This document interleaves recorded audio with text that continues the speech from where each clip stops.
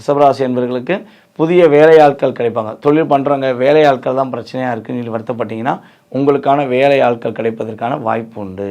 அதேபோல் ரிஷபராசியில் நான் கவர்மெண்ட் ஜாப்காண்டி ட்ரை பண்ணியிருக்கேன், 2 முறை 3 முறை நானும் ஒரு கடைசி பாயிண்டில் போய் தோத்துட்டேன் அப்படின்னு சொல்லி வருத்தப்பட்டீங்கன்னா அரசாங்க வேலை பெறுவதற்கான வாய்ப்புகள் கிரகங்கள் உங்களுக்கு சாதகமாக கொடுக்கிறது.